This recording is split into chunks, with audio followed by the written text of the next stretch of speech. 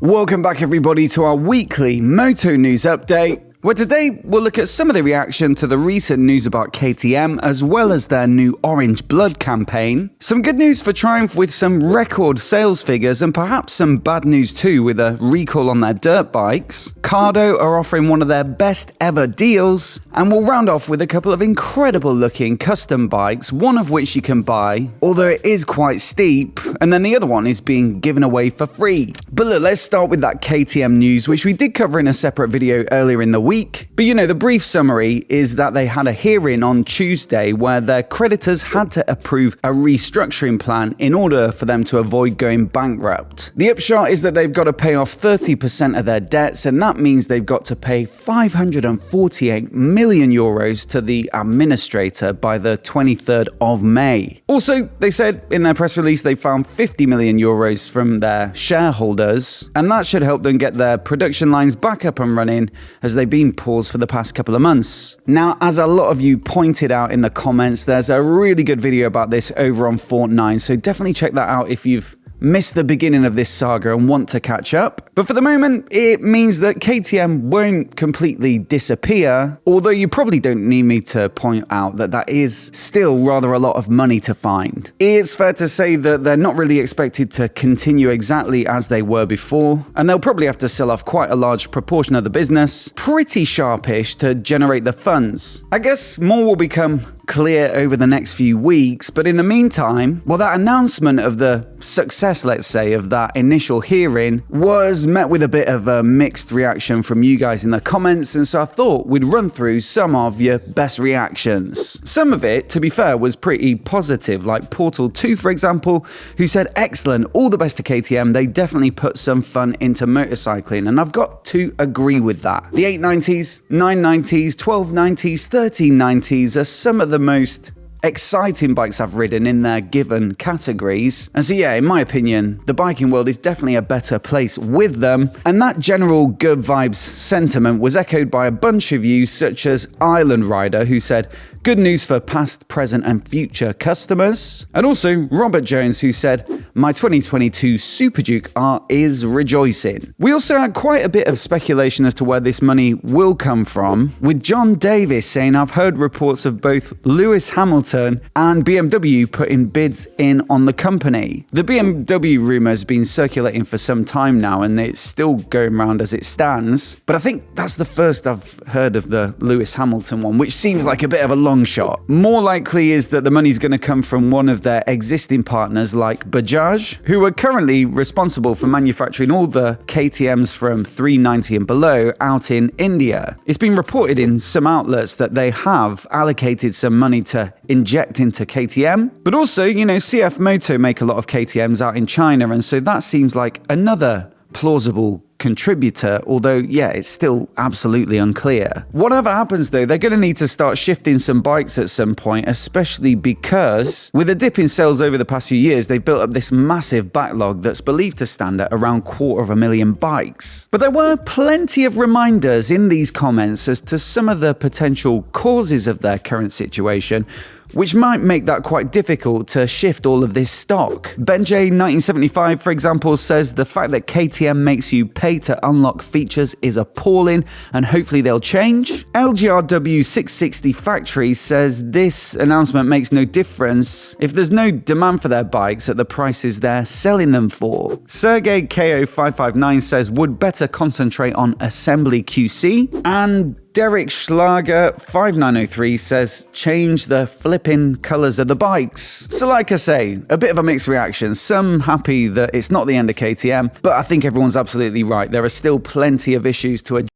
in the coming weeks and months. And so do hit subscribe if you've not already to get all of our updates as soon as they go live. I guess KTM are hoping to massage their existing loyal customers in order to start selling bikes again and clearing through that backlog, on which they're offering some pretty big discounts, which we covered a couple of episodes back, and also a new 4-year warranty to try and convince people to buy them. One way I guess they're hoping to more so connect with their biggest fans is through this new campaign campaign that they've just announced the day after the hearing, which is called Orange Blood. Now, this is an online portal where you can go and sign up and share your KTM-based adventures and experience with like-minded bikers by posting updates and pictures on the wall there, but also they've got the opportunity to attend community events or rides that are organized by other members. So yeah, you can meet up with other KTM owners and enjoy the camaraderie. Perhaps the most interesting new feature though is this thing that they're calling the Orange Board, and it's basically something you can apply for, but not everybody is accepted, and it sounds like a bit of a steering group where you get to join calls to hear about the latest industry trends or sales figures. And then you get to feed back into the group, and that apparently feeds into the company, and that means you're kind of helping to shape the future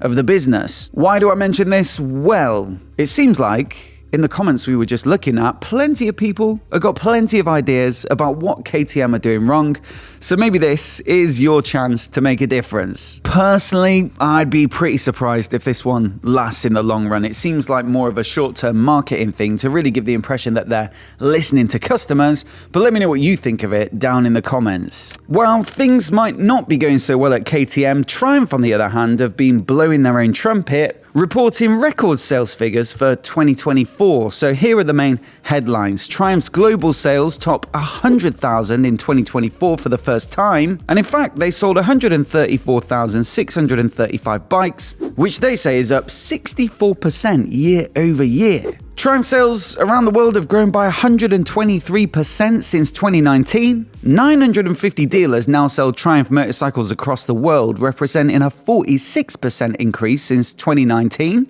And the reason for their success, partly, I guess, is because Triumph has launched into two all-new segments of the global motorcycle market: the competition off-road segment with the TF250X, and the sub-500cc segment with the launch of the new Speed 400 and Scrambler 400X. Now, on the face of it, this all does sound rather impressive, some big numbers there, and while I'm not so much across the dirt bike stuff, well, it does really seem like they've absolutely nailed it when it comes to the new 400 platform. They've both been really well reviewed, often picking up awards like MCN's Bike of the Year, and rightly so. It's a great new engine, they're nice handling bikes, they've got the Triumph Lux as well, and all at just over £5,000. They were both amongst the top selling bikes in the UK last year, according to the MCIA figures, as we recently covered, and it seems like they've also done the trick in India as well, which must have been one of the primary motivators for developing this lineup, where they've reported their biggest growth in 2024, with sales now reaching 29,736. So lots of positive trends, but it did kind of have me wondering, how healthy is all this in the long run? Because we're purely talking about sales figures here, as though all bikes are created equal, but they're not. There's a big difference between selling a premium adventure bike like the Tiger 1200 or the Rocket 3 and the sort of margins you can get on those, versus, for example, these little 400s. What if in the UK they're selling so many bikes because Triumph owners are trading down from those bigger, more expensive bikes? And so are these smaller bikes sort of cannibalizing the sales of their more premium ones? Well, I think not, having looked into it a bit. In the UK, we've got this site called howmanyleft.co.uk, which shows by make and model how many of a given vehicle are registered on the road. Now, clearly, it's not the same as sales data because they could be sold but off the road or scrapped. So, older models do start to decline in terms of numbers. But the general trends do give you, for more recent makes and models, a rough idea of what's going on. So you might expect, for example, the Speed 400 to cannibalize sales of the next bike up in the Speed Modern Classic lineup, which is the Speed Twin 900 that was formerly known as the Street Twin. But look, the growth of that bike last year looked in line with previous years, and then if you add the Speed 400 sales on top, you can see combined there's certainly a pronounced increase, and it's the same for the Scrambler 400X. You might expect that to eat up some of the sales of the Scrambler 900, which was previously the Street Scrambler. But yeah, if that was the case, this graph would probably look flat in terms of the total numbers, but the 900 seems to be selling well, and the 400X is a nice little earner on top. So it seems like Triumph are in good health, or so they claim anyway, which is impressive given how challenging the motorcycle market looks to be at the moment. Still, teething problems problems, are to be expected when you're entering new parts of the market, and it seems to be the case with their TF250X dirt bike, as seen here on the Consumer Product Safety Commission website over in the US. Specifically, there's a bit of a problem with the right-hand switch cube that can crack if it's exposed to brake fluid, which I guess can happen if there's a bit of a leak from the reservoir or if you're servicing it. Now, a cracked switch cube might not seem like a massive deal on first appearances until you read that it could potentially cause a short circuit, which also might not sound like a massive deal until you read on that it could cause the bike to start up unexpectedly. They then kindly point out that could, of course, cause an injury. And so, apparently 16 incidents have been reported of cracked switch cubes, of which 7 of the bikes have started themselves up randomly, although thankfully that possibility of injury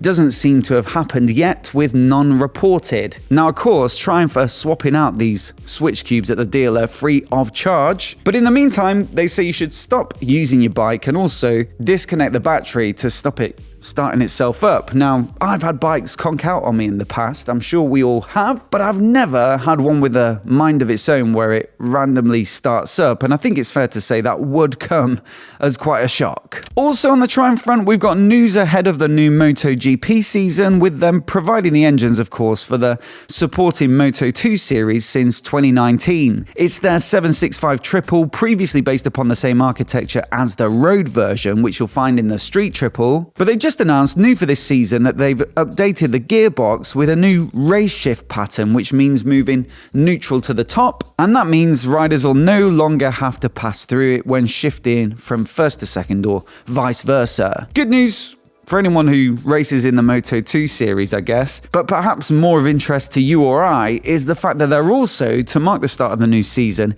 giving away a really rather nice looking Street Triple 765 RS with this exclusive Triumph Triple Trophy livery. Now, as before, one will be given to a Moto 2 rider as a prize for the one who delivers the most standout performances over the course of the season, but also for the first time they'll be giving away an identical bike to one lucky fan. So look, I'll leave a link to this one in the description below. It's got information about how to vote on the rider of the season, but also how to enter the prize draw. And it does look like, well, it's not open completely globally, but it is open in quite a lot of countries, certainly the ones that from our analytics we can see watch this channel. And so thankfully, that's one that you can all enter. Now, next up, our partners over at Cardo, who make the best comms units in the business, have a massive sale on that starts coincidentally today and runs for 48 hours. And I thought I'd include it as they typically offer around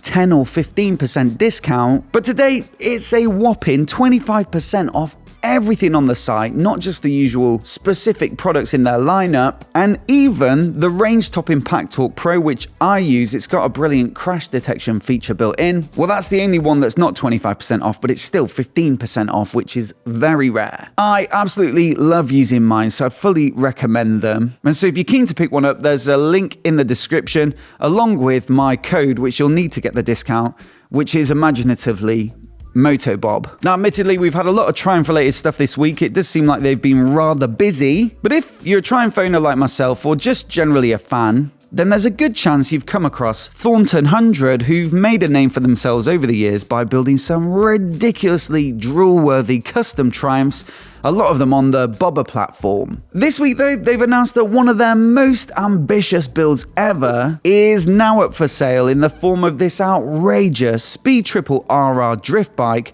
complete with a supercharger. They actually rode it last year up the hill at Goodwood Festival of Speed, and they say that on the day, it was in a tune that was capable of making 400 horsepower peak. And so, as you can imagine, that ride up the hill was pretty much just one long wheel spin. In its current form that it's for sale in, it makes a much more manageable 230 horsepower, and you'll be pleased to know it's got this bespoke billet swing arm to lengthen it out a bit, so if that rear wheel does ever manage to grab a bit of grip, hopefully you won't flip over backwards, and the rest of it is very trick as well. So the wheels are carbon fiber, so is the bodywork, and it's also got active aerodynamics of some description too. So with all that on board, it probably won't surprise you that it's really quite expensive at £55,000, but it possibly will surprise you that it's actually road legal and you can MOT it. And so yeah, looks like a really nice, sensible road bike. This next bike though, well, it comes from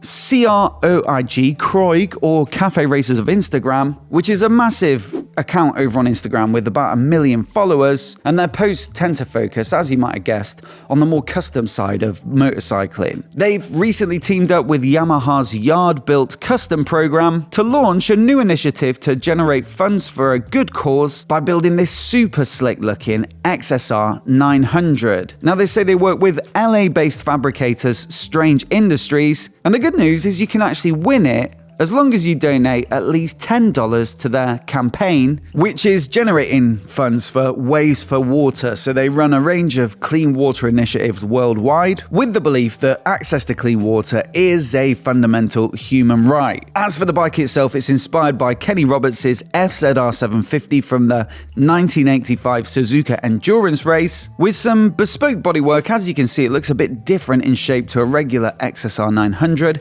and they say they made it actually using some custom 3D printed molds. Then, the paint job was designed by Ryan Quickfall, also known as Ryan Roadkill, who does some really awesome motorcycle related art, such as this one up here that we've had in the studio for some time. And there's a custom air intake integrated into the frame, carbon fiber wheels from MOTOBOB, Bridgestone tires, full Olin suspension for both the fork and shock, and a full Akropovich exhaust system to get the most out of that awesome CP3 triple that you get in the XSR900. I love what they've done with this one, so again, there's a link in the description where you can enter to win. It sounds like a great cause as well, and as always, let me know what you think of the bike down in the comments below. I'll also leave last week's episode on the screen now in case you missed it, where we covered some new spy shots of some new Triumph 400s and also the surprise discontinuation of Indian's FTR lineup, so do check that out if you missed it. Hit subscribe for more of the latest motorcycle news like this right here on MOTOBOB. Massive thanks for watching today,